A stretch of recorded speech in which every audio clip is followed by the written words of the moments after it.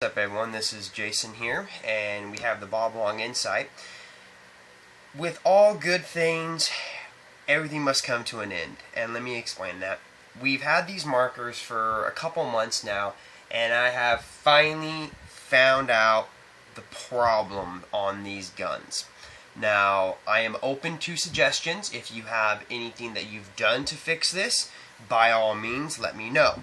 So, what we've discovered with these markers is, first of all, they have a really bad mechanical debounce. Okay, and let me explain what that is real quick. That's basically when you pull the trigger with everything, the moving components, will actually make the gun shoot again. We've had that happen, that basically this gun started shooting like an AK-47, and I had to stick my finger behind the trigger to stop it and actually push the trigger as far away as possible. There was even one case I had to completely turn off the gun for this to stop. And you can't say it's just on this marker, because it also does it on my other Bob Long Insight as well. So it does it on both of them. So, with all my guns, I always like taking the spring out to give it that really free, flowing trigger.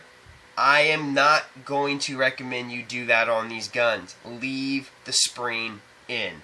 When I took the spring out, it made it way worse. I basically did 2 trigger pulls and my gun turned into AK-47. And yes, it was on semi. So leave the trigger spring in. Other thing I've developed, or other thing I've seen, is we'll go ahead and we will put the trigger screw in just enough so that it stops. Okay? Trigger never responds back. And right now this has a spring in it, which I will show you.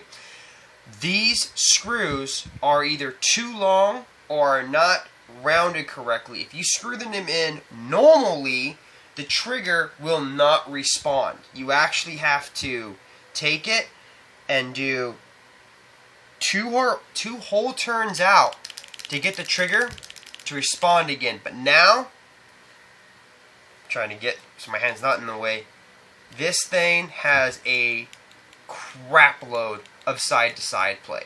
Now I know you're going to say, well, get the Valiant trigger. Here's the thing, with the marker of this price range, you shouldn't have this kind of crap, to be honest with you.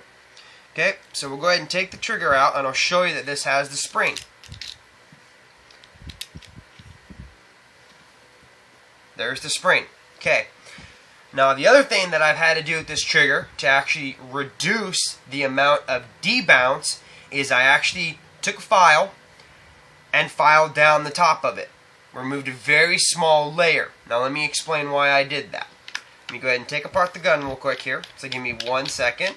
And of course I've already undid the wires. That's not the right one. And like I said in the beginning of this video, I am open to suggestions, honestly. So if you've had the same problem and you figured out a trick or a workaround, please post it on the comments. Let other people know.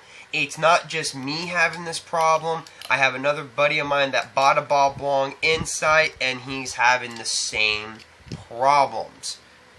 Okay, so let me get this last screw out, and I do apologize, but I don't speed up my camera when I do this. I just leave it on regular. So bear with me, please.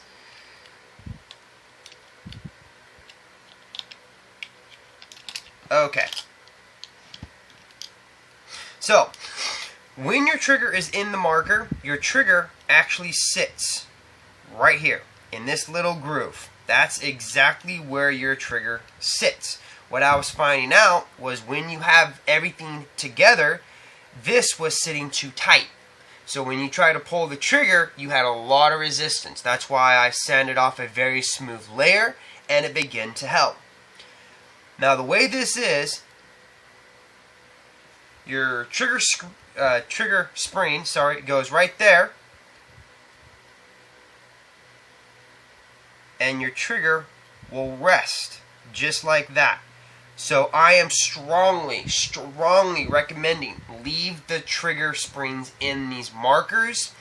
They are nothing but hell if you take them out. And so far, that's one thing I'm kind of disappointed on, because with every other gun, I've been able to yank my springs out to get that really smooth shot. This one, you cannot. Also, with the trigger screw, if you put it in where it should be, basically the screw completely gets locked. The reason why is when this is in, it's supposed to sit right there, just perfectly. As you can see, it spins real easily.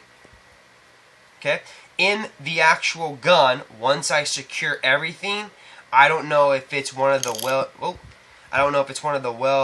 one-way bearings in here or if it's one in here. I've tried lubing it, tried cleaning it. Basically, what happens is the trigger completely becomes pressurized and it has no movement anymore. So when you unscrew it, you basically begin to do this. So now the trigger is wobbling inside your gun. So far, this is the only problem I've really seen with this gun. I don't have first shot drop off. It's smooth. But when you start getting these kind of problems, you have to turn your debounce. You have to crank it. You have to crank your mechanical debounce.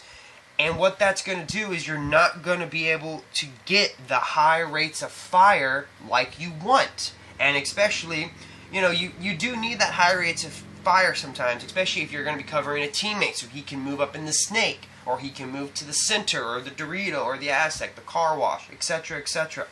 So I'm definitely going to be working on this to see if I can find a solution, a permanent solution for this issue.